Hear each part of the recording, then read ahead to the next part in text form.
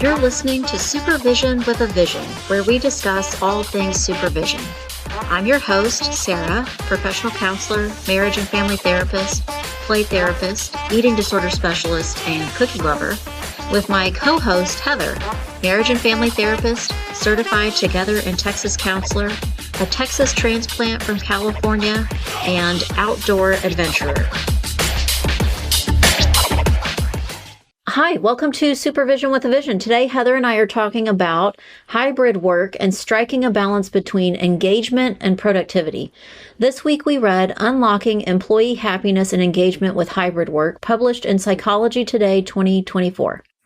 Heather, the article starts out talking about that in the case of hybrid work, everyone involved can help shape the experience that they have. Sure. And I think that applies to counseling and supervision pretty easily. When we had to flip to doing online counseling, it was hard for some people, easy for some people, but it actually did exist before COVID. Right. It was something that people did before COVID. I was going to point out that you said when we had to. So that already tells me maybe you weren't a huge fan. I was not a huge fan at the beginning, but I was already doing it. I already had 3 or 4 clients. That's what I was going to ask. What did that look like before COVID? What did your virtual work experience look like? It was for clients that I already had rapport with, that were either going away to college or just living too far across the state of Texas to get to my office easily. And it was like one singular platform that, kind of was designed for therapists. And it was kind of clunky to use, not as smooth as our experience is now. But also a great way for you to be able to still see the client that you've, or the therapist. That sounds like a Band-Aid. Yeah, it was a Band-Aid for like a temporary, you kind of knew that these people would be back in your office at different times throughout the year. And like the platform itself, you didn't want to have to rely on that. No. It was good enough. Right. It was fine. Sometimes. Right. Yeah. I don't think I had done any video counseling or supervision. I had done some distance supervision just using telephone. Okay. Which was horrible. I didn't enjoy it at all. I can imagine that's hard. So I really didn't want to. So you started out, you said that when you had to transition and move to this, and that you said it was something that you got used to or that you can now appreciate. Right. What do you think you have changed in your practice that not just benefits your clients and supervisees, but you actually benefit from by using hybrid work? I think that I learned to really value my time at home versus just what you would do in like traffic to drive to the office, or maybe balancing that like whole work-life balance, like being off at a certain time and knowing like I'm actually off and I can walk into the kitchen and do something different. So I think those bring some common things. I love to throw in a load of laundry before a session and then have a session and then be able to, stay on top of it. I think to me, it's that balance between work life and home life. I don't know if I think like personally, my routines or my balance have actually benefited from hybrid work. It almost has brought it into your home. Like it's too much. Well, that a little bit, that it can blur the lines between when I'm on and when I'm off work, but also maybe I like eat at weird times because I can. Oh yeah, I can see that. Like it's just available. So you're just like, oh, I'm here. Right. Or I'll put something off because I think, I can do that later.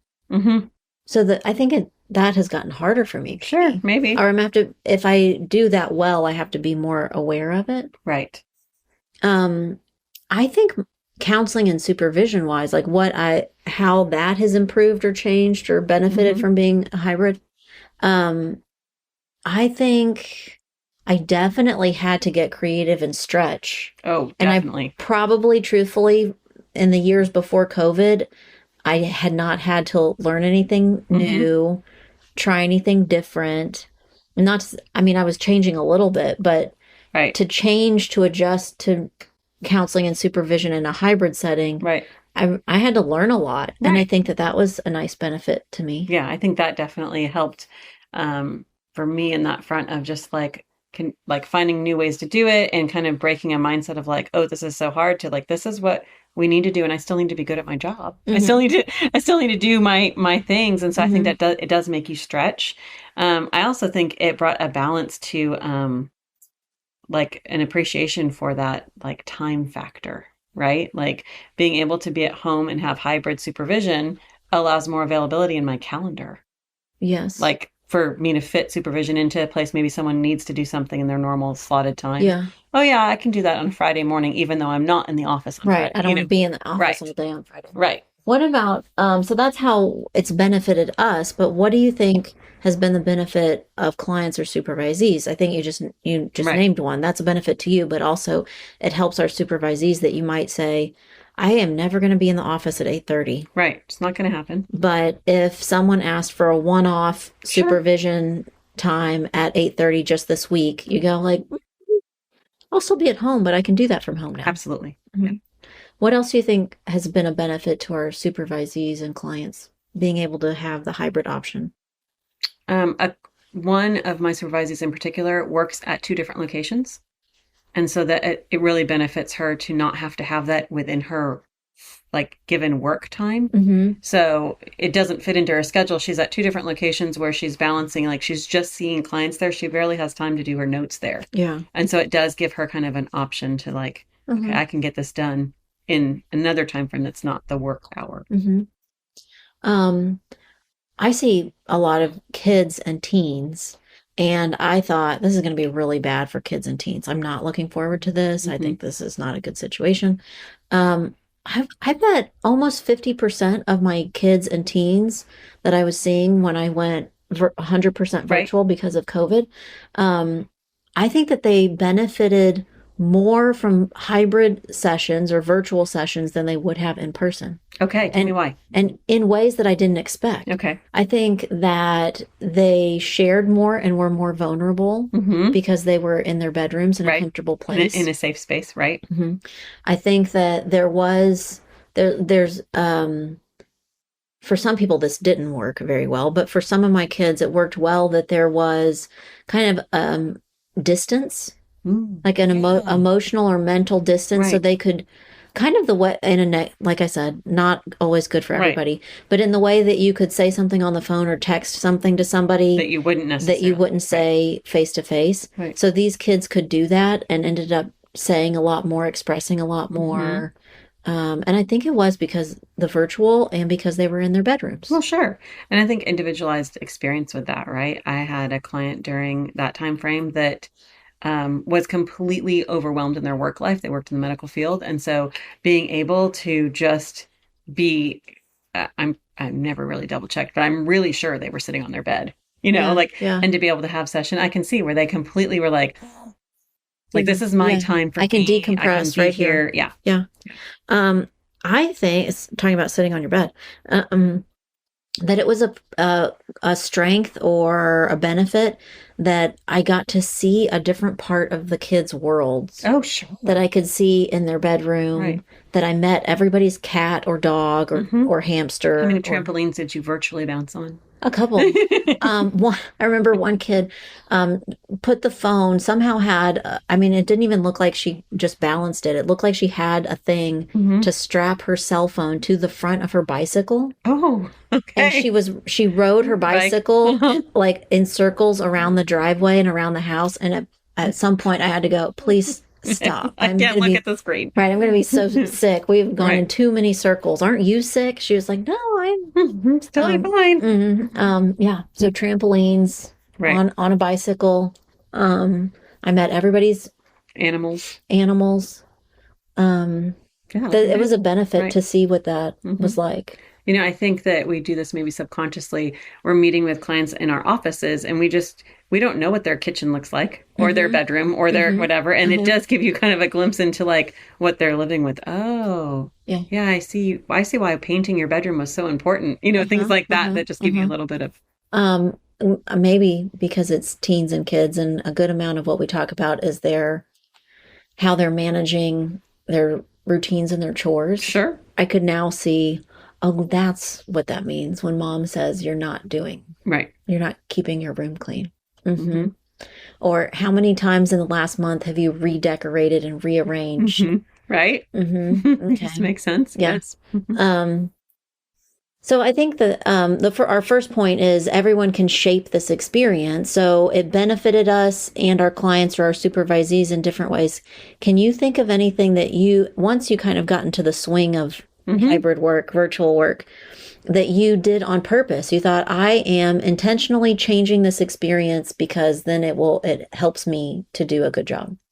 Oh, I think so. I think that there were times that I was like, when I first set up where even my physical space was going to be in the house, right? I was like, oh, and like after a week, I was like, this is not going to work. Even though I thought I preferred that, this is absolutely not going to work. Like I have to do something completely different. Right. And realizing, oh, and that means other people in my house are going to have to do things completely different. Yeah. I started out in an armchair it's a very comfortable armchair. But at the end of a day, my head would hurt and it wasn't my neck. It was kind of like my shoulder like and the front part, like your collarbone. Right. Sore. Yes. And I couldn't figure, that's what it was. I couldn't figure out why that was like strained. And it was because I was trying to be so extra expressive because it felt like I mean, there was like this distance between us because we were on camera, but I was worn out from that. So I had to change from the armchair because it just wasn't a good posture, needed a different setup. What about, you mentioned that the platform you started out using was not great. So yeah, I already had an account with that profile, with that company. So when COVID hit, I was like, oh, this will be easy. And then I quickly was like, oh no, we're not doing this. But transitioning platforms even can be a little like challenging. Yes. And I have 2 clients in particular that absolutely will not use the platform that I use. They just, for whatever their choices are, they refuse to. So I still, even though I have a platform I prefer, have another platform that I go to for their meetings because it's something that they need, but it's fine. I think that we started out using the same platform, and then other software that I use added a platform. So then I didn't have to choose something. It was kind of already built in. And at first I didn't like that one, but they've made good changes that make it really user friendly. And actually one of my supervisees always helps me because I see my end. I don't get to see the interface that the client or the supervisee has. And one day she joined and she said, "Did you know you have elevator music?" Oh. And I went, "No, I didn't. I had no idea. Is that there? Yeah." And so we did it back and forth. So, like, I started the session and she waited to log in on her end so that she could show me what it was, what her screen looked like and what the music was that was playing. I love that. So my platform has made some good improvements, and I think it benefits both me and the supervisee. Right. One of the things that probably didn't exist when we first started that I now have is that I have the option to have a waiting room. Yes. And so I can be on video waiting for them, and I get a notification that says they're waiting for you, and I can choose to click add them, which I like because what if I'm taking a big sip of water? Right. And you're in the middle or someone like you haven't shut the door all the way yet. Right. So little creature comforts that are kind of nice in our virtual setting. The second point in our article is that this hybrid option or opportunity creates greater retention and satisfaction. Do you think that's true for both the client, supervisee, and for us? I think it is. And again, this is for some people, right? I have some people that really hated virtual, and as soon as they could get back in office, they would come. But I think it does help people keep their appointments. Now when something pops up, they're like, I can't make it to your office, but can we switch to virtual? Yeah, absolutely. Yeah. You know, even people that, as the school year just started here in the United States, I've had kids that need different schedules because their schedules have changed, and, you know, family have different things. But hey, for this week only, they do a session. I know it's going to be in the car, but they're going to be alone. And, you know, okay, we can make that work, just because it keeps them keeping their appointment, and that's going to help them in the long run. I had totally forgotten. I mean, like, it's been a whole summer that the end of last school year, I had a ton of kids that had a sport or an activity or a practice or something, and that's how we coordinated it, that okay, they can make it if they jump in the car after practice and they sit in the car for the hour. Right. And I'm going to go talk to the other moms. Right. I'm going to go do be something. busy for something. Yep. But that's the only way we're going to be able to make it any day of the week. Right. Before it's too late in the evening. Right. So it does, that's more availability. What about thinking about greater retention and satisfaction for the supervisor? Have you ever had a supervisee or client that you thought, I don't think I could manage this or continue to see this person, but because we can do virtual, yes. I can. It has happened with a supervisee that her location, she changed locations midway through, and she was like an hour away. And there was her getting to my office at any time of day that I'm working is not going to happen. Right. And because we could do virtual, we were able to finish up her hours and get her stuff in. But that's such a good example too. I mean, you'd hate to, like, if you only had a couple hundred more experience hours and you're like, I hate to transfer you out because your schedule has changed. Right. And it was a great opportunity for her that she really couldn't turn down. It was a good location for her to go to. So just had to make it. And it was at first, I guess, because again, the rapport, we already had such good rapport that transitioning her to virtual really wasn't that hard because it was. Right. Huh. I don't know that I have an example. I feel like almost every person that I have supervised virtually, we started out that way and ended that way. Okay. That it might have actually been a weirder, bigger transition. If they came into your office. Right. If they had seen we had seen each other in person, which does make me think I have a couple that I worked with during the years of COVID that I've never met in person. Oh, wow. Yeah. I should email, reach out be to like, them. Hey, we should have a group reunion somehow. Our last point in the article is that we really need to, for all these reasons, overcome our bias against virtual or hybrid work. Sure. I know plenty of therapists out there that won't do they will not do virtual work anymore. Like they just want to do it. And I was like, oh, I find it like, it helps me. Like I find that it's like a balancing, like I like having it. I have days that I don't come to the office because my whole slate of clients is virtual, and I enjoy that just to break up what I'm doing. But I also have people that now, like you're saying, clients that will start and they only want to do virtual. So, I mean, I think it goes, maybe it's just based on personality or, What's an example of a client or a supervisee that maybe before you'd done very much virtual work, you would have said, nope, I absolutely can't do that, or that I can't work with that virtually. But now, breaking down some of the bias that you had at some point, you would do it, or you would consider it, or maybe you've done it now and you've had good success. Yeah. I think couples are hard to do virtually. And I would say they're still hard, but I've gotten better at it. And actually, it works great for couples that need to do virtual if they're not sitting together in the same room, which sounds counter. This sounds counter what normal, but it works better technology-wise. But it also works better because they're actually like engaged and focused. I think sometimes when you're sitting next to someone on the couch and you're in a session and the therapist is, away from you, there's something else happening that the therapist is not privy to, like pinching or nudging or whatever. It could be anything. But I think when they're separated and in a group and in a session together, then they're focused. Yeah, I can see that. Like you're sitting next to each other and going, "You say it." Right. No, it's your turn. Yeah. And but if you're apart from each other, you can't do that, or you can't do it in a way that the counselor's not also going to be a part of or see. It actually happened for me the first time, kind of on not on accident, but just on something. A spouse was flying home and couldn't get to their appointment they were going to have together. And so he just did it where he was.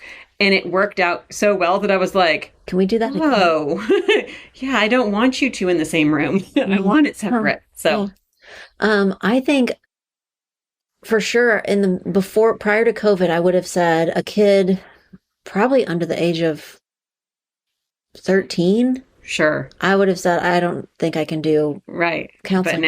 But now I've done it with kids. I mean, probably the youngest kid that I still felt like was successful in virtual sessions was maybe 8. Sure. Or 7. Yeah. But it meant that I did a lot to engage them and do something different. So we weren't just staring at each other on a screen. Right. But I don't think that I ever would have thought that was very productive. And now I would do it. Yeah. I think I would still say, if possible, it would be good to see them in person. Yes. I think I also, prior to COVID, would have said some of my eating disorder clients Sure. would not ever be appropriate for virtual, and I've changed my mind on that. Okay. I still think there's a pretty important benefit to seeing them in person, some, or to have a professional see them in person regularly, so that you know that somebody's Right. putting eyes on. Yeah. But I can imagine doing virtual for some people. Sure. Do you think that you still have some outstanding bias that keeps you from doing virtual more often with people? I must have, because if you were to tell me that I had to move my whole practice virtual, I'd be sad. Like, I like seeing people in person. I mean, it might just be like, I like having people in my office. I like, yeah. So there must be some bias out there, but I can't like fine tune what they are. Yeah, I'd forgotten this. Really in the middle of COVID, not the beginning and not the end, but right in the middle, I was going to the office just to get out of the house. Right. But I would have all day long virtual sessions, and my office looked like a dorm room. Right. You're like, what has happened here? Right. There were like food containers everywhere, and like trash, and my shoes on the floor, and like yesterday's shoes on the floor. A total disaster. So I think seeing people in person keeps that kind of like contained a little bit. I mean, I feel like I would clean that up like once a day. Right. But midway through the day, I would look around and go like, ugh. Like, you've nested here. What has happened? I'm a mess. Yeah, this is like, I need to. So I think that helps me too. So maybe our bias against virtual or hybrid is the benefit that being in person gives us. Right. Yeah, I agree. As the therapist or as a supervisor, it helps. Heather and I would love to hear about some of the adjustments that you have made in order to make your practice virtual or hybrid. And as always, we would love to hear suggestions for future episodes. Thanks today for listening to Supervision with a Vision.